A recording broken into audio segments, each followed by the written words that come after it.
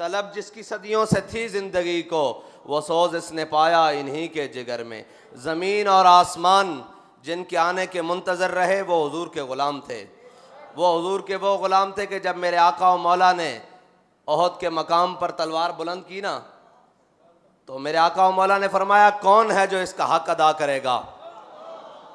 बहुत सारे सहाबा आगे आए, किसी ने ये नहीं पूछा कि या रसूलल्लाह इसका हक क्या है। हज़रत अबू दुजाना आगे आए, पूछा या रसूलल्लाह इसका हक क्या है। फरमाया, इसका पहला हक तो यह है कि ये इतनी चले कि टेढ़ी हो जाए, और दूसरा हक यह है कि ये किसी मजलूम पर ना चले, किसी बच्चे पर ना चले, किसी औरत पर ना चले।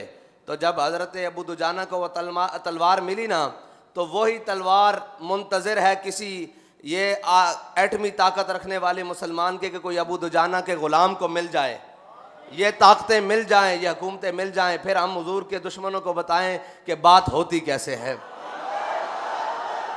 वो जो बक्से में बंद पड़े हैं ना, वो खालिद टैंक हो या दरार टैंक हो, वो भी मुंतज़र हैं कि कब खालिद के ग़ुलामों ने मुझे आकर हाथों में लेना है।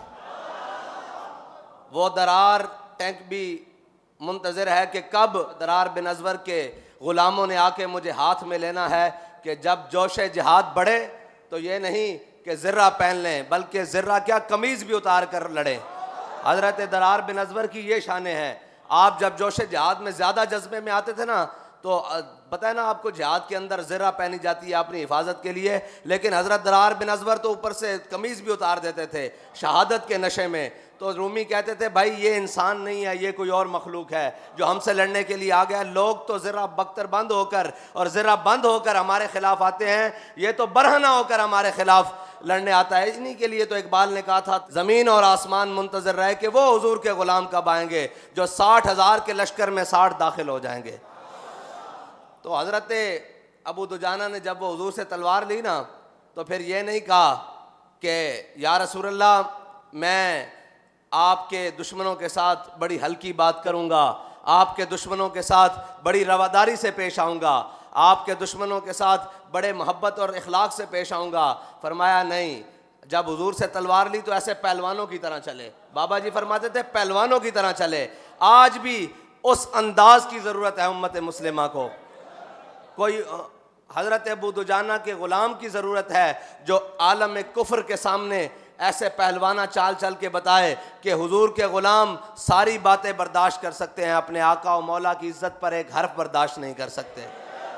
लेकिन क्या कहें, हमें रंगीले मिल गए, हमें रंग बरंगे मिल गए।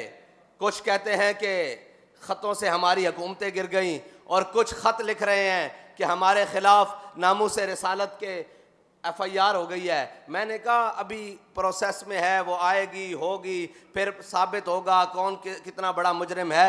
तुमने तो हम पर गोलियां बरसाई हैं, हमने तो किसी बैनुल अक़वामी ताकत को, किसी गैर मुल्की ताकत को आवाज़ नहीं दी। देखो हमारे ऊपर क्या जुल्म हो रहा है। हमने कहा ये मुल्क भी हमारा है, हम इसमें हर ज़ख्म भी बर्दाश्त करेंगे, हर तीर और तलवार और नेज़ा और जनाब गोली बर्दाश्त करेंगे, अपना जिस्म छिदवा लेंगे, लेकिन इस मुल्क की इज्जत पर आंच नहीं आने देंगे। अभी तो एक कागज़ तुम्हारे खिलाफ रंगीन हुआ है, एक कागज़। अभी तो दफ्तर के दफ्तर तुम्हारे खिलाफ रंगीन होने हैं, अभी तो पलंदे के पलंदे तुम्हारे खिलाफ तैयार हैं, अभी तो वो उन शुहदा के कोरे खूनों का हिसाब तुमसे लिया जाना बाकी है। अभी बहुत सारे हिसाब तुमसे बाकी हैं, और ये जो आकर तख्त नशीन हो गए हैं, इनसे तो पुराने हमारे हिसाब हैं ना, बहुत पुराने अभी इनसे हिसाब हैं।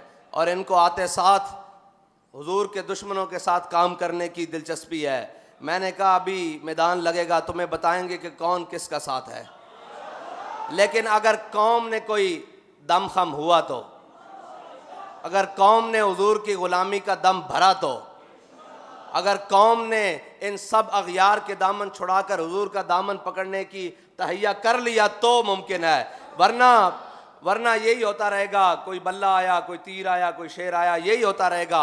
लेकिन अगर कौम ने यह फैसला कर लिया कि ना अब बल्ला आया ना अब तीर आया, अब मोहम्मद अरबी सल्लल्लाहु अलैहि वसल्लम का दीन आया, तो फिर याद रखना अल्लाह ताला कभी इखलास के साथ की हुई मेहनत को रायगा नहीं जाने देता।